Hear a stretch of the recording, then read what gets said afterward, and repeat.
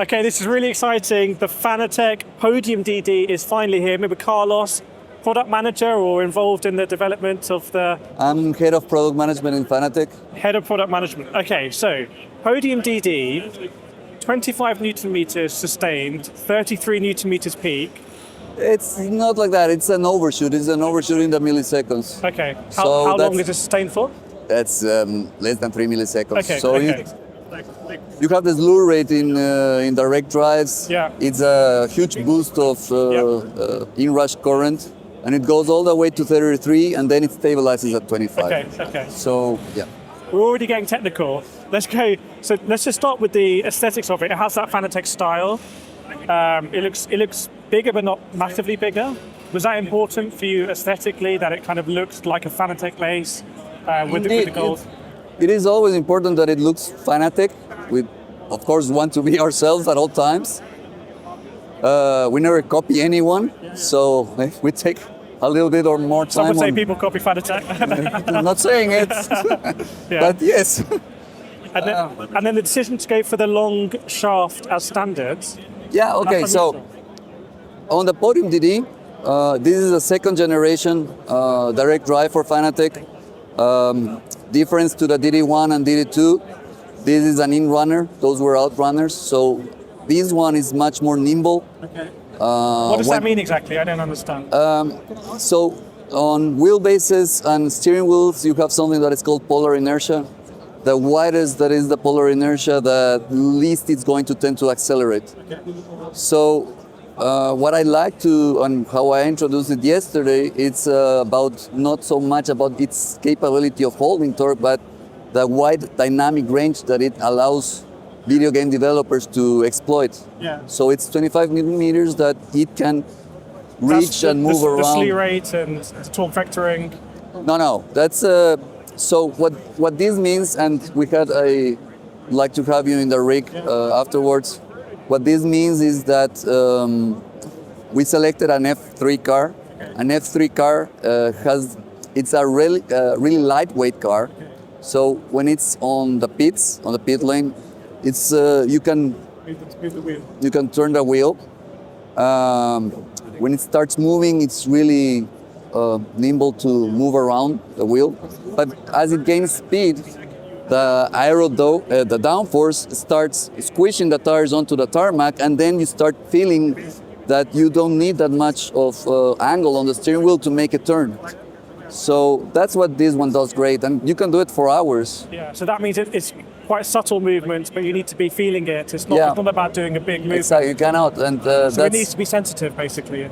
And it grows with speed.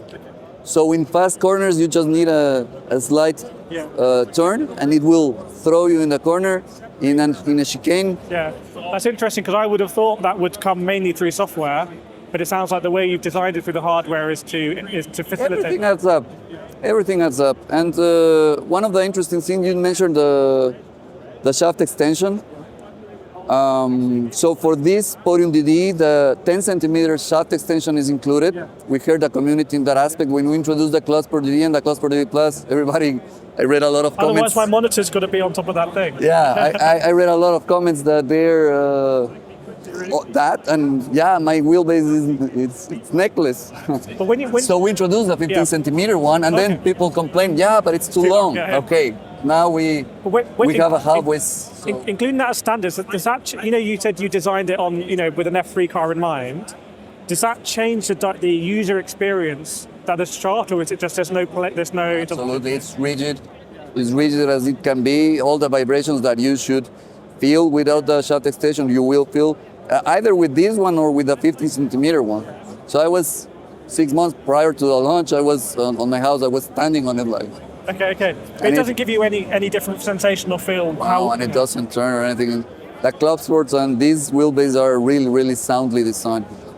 It's totally aluminum, so every single grad centigrade that you have on the motor, it will be radiated into the room.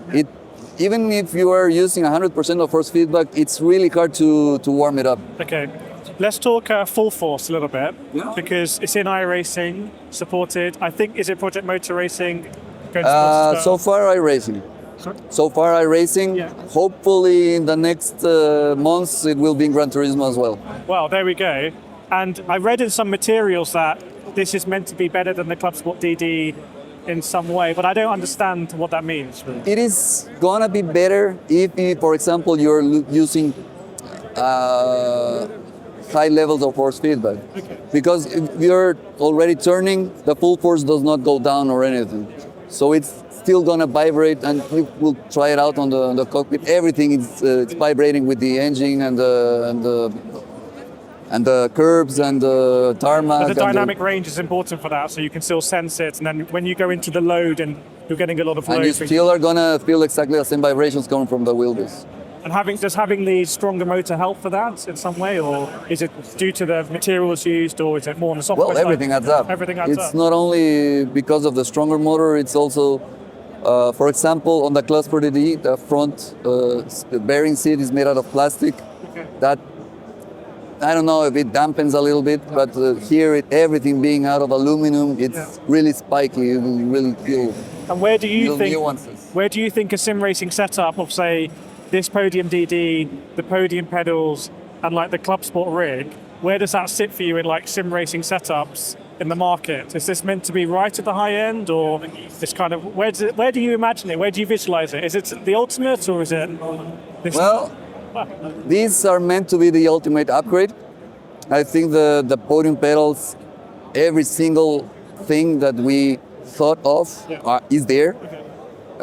We didn't spare on everything that we can possibly put is there. So even we have 2 patents on the pedals. Yeah. So yeah, I think we went the extra mile on achieving, You have trying to a achieve. pattern on the pedals in terms of the elastometers and not stretching, which is quite interesting as I understand it, because I feel sometimes I sense kind of stickiness or things with elastometers. Yeah, that's really interesting, because the way that it's designed now, the elastomers are not touching the outer walls or the inner wall of the plunger. So you're not feeling anything rubbing to anything. Do you still grease them as usual, etc.? Lithium grease and things. I don't understand. Do you still lubricate them as normal with lithium grease, etc.? That is going to be no, because they're not rubbing anywhere. So you don't need lubrication at Yeah, all. I think that's quite an important point, because re-greasing pedals, like my Fanatec V3s, like re-greasing them. I know it. Some other load cells, I feel like they kind of stick. And then when you kind of like are coming off the brake, there's a little bit of stickiness. Yeah, I can't and that's quite why you explain need it. grease. But Yeah. and I know perfectly well what you're talking about. That's why this is. The diameter of this one is so big. So it's not rubbing on the outside wall, nor is it rubbing on the inside plunger. Just finally, there's some sort of patented technology in the wheelbase that I don't understand. There's a technology On the wheelbase, what we did additional on the wheelbase, we have that heat sink to better refrigerate or thermal manage the heat that is coming from everything's functional. Yeah. All the ribs are irradiating temperature to the The room. design is determined by function. Yeah, everything is functional. Everything that you see. That is why it was so important to do the back cover and the front cover now entirely made out of metal. You see the Fanatec letters. They are diamond cut, so they are reflecting the room. I don't know if here it's. Okay, no compromise. Yeah. That's a small detail. Yeah, it's amazing to look at finally on the wheelbase. Also, we put it there because we want people to put the screens in between the. If you need a longer shaft, you can also buy the 15 centimeter one. And just finally, last thing, before this weekend, I'm going to spend a lot of time on the rigs. What do you think I should be looking out for? What should I be thinking about as I'm assessing them? Well, first of all, that you can trash around our equipment. The Podium pedals, you can Smash them. smash the brake if you feel so. Well, you have to, because if not, the F3 will not brake or turn. The wheelbase, I will try to do a demonstration for you to feel the dynamic range of the wheelbase. And then just have fun. I mean, it's an amazing immersion. Especially that combo that we selected there, it's to display our equipment above all simulations. So yeah, All right, and they Carlos. look great. I mean, Yeah.